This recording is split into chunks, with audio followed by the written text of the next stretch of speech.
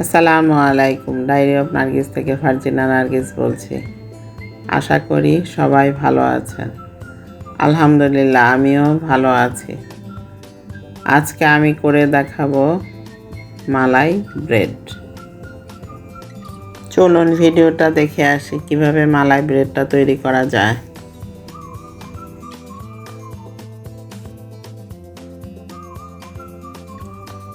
এখানে আমি 1 লিটার দুধ নিয়েছি। দুধটা আমি আগেই ঘন করে রেখেছিলাম, সেটাই আমি এখানে ব্যবহার করেছি। এটাকে আমি কিছুক্ষণ জাল করে নিব। দুধটা বলক আসার পর এখানে আমি আরও পোয়াখানিক দুধ কমিয়ে নিব। দুধটা কমিয়ে নিয়ে এখানে আধা কাপ চিনি দিয়ে দিব।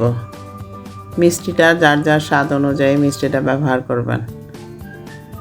এখানে আমি আগে আরেকটু দুধ উঠিয়ে রেখেছিলাম, সেটা নর্মাল টেম্পারেচারে রেখে 2 টেবিল চামচ কাস্টার্ড পাউডার দিয়ে ভালো করে মিশিয়ে নিয়ে ঘন করা দুধের মধ্যে দিয়ে দিব। আর এখানে ভ্যানিলা এসেন্স হাফ টেবিল চামচ বা হাফ চামচ দিয়ে দিব। এইবার দুধের এই মালাইটাকে রুম টেম্পারেচারে আনার জন্য এক সাইডে রেখে দিব।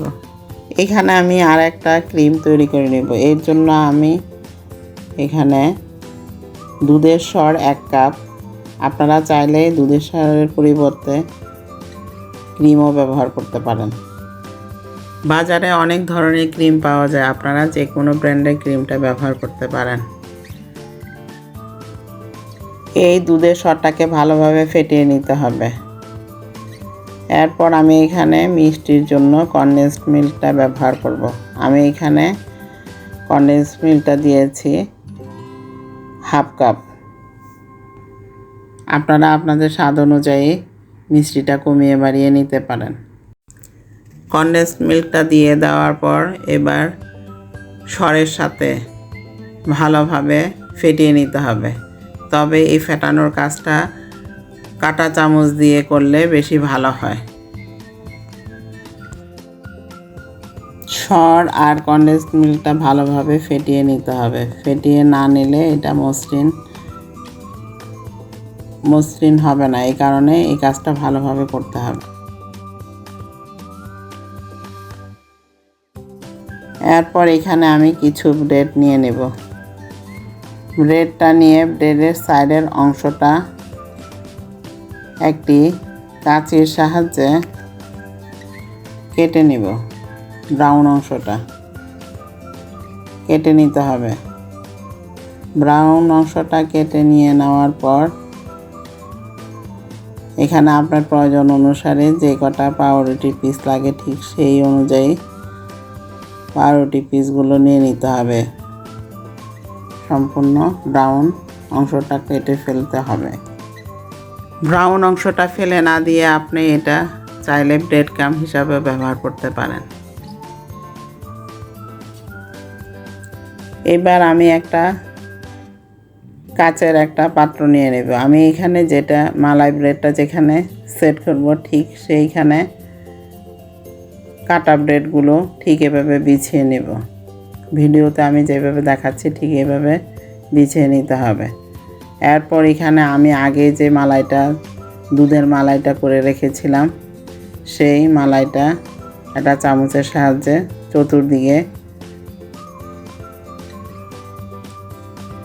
ছিটিয়ে দিতে হবে, বা ঠিক এভাবে আমি যেভাবে দেখাচ্ছি ঠিক এভাবে চতুর্দিকে ছড়িয়ে দিতে হবে। এরপর এখানে যে ক্রিমের মালাইটা করেছিলাম ঠিক এটা দুধের মালাইটা দেওয়ার পরে ক্রিমের মালাইটাও উপরে দিয়ে দিতে হবে।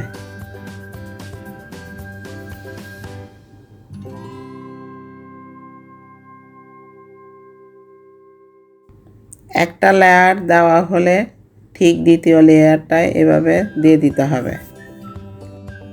দ্বিতীয় লেয়ারের পাউরুটিগুলা এভাবে সাজিয়ে নেওয়ার পর এখানে আগেই যে দুধের মালাইটা করে রেখেছিলাম ঠিক আগের মতো এভাবে চামচের সাহায্যে দিয়ে নিতে হবে।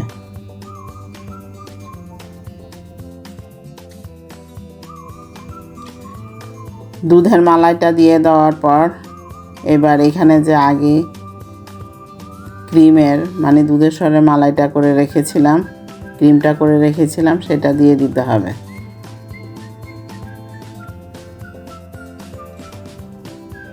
সরের মালাইটা দিয়ে দেওয়ার পর এখানে আমি আরও একটু দুধের মালাইটা দিয়ে দিব।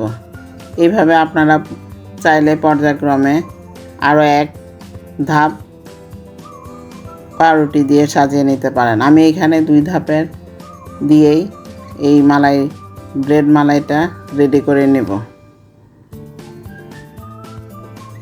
এবার এটাকে আমি কিছু পেস্তা বাদাম দিয়ে উপরে ডেকোরেশন করে নেব।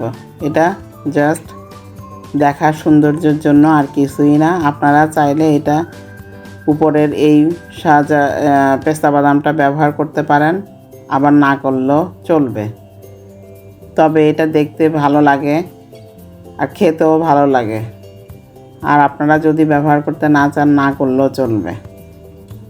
এরপর 5-10 মিনিট এটাকে রেস্টে রেখে আমি এটাকে এই মালাই ব্রেডটাকে কেটে নেব।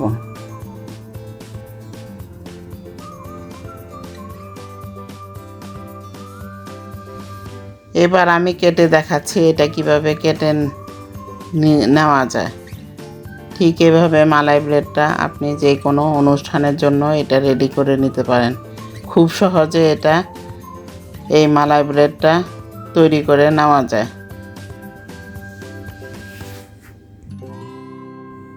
ফ্রিজের নর্মাল চেম্বারে রেখে আপনি এটা 2-3 দিন পর্যন্ত রেখে খেতে পারেন।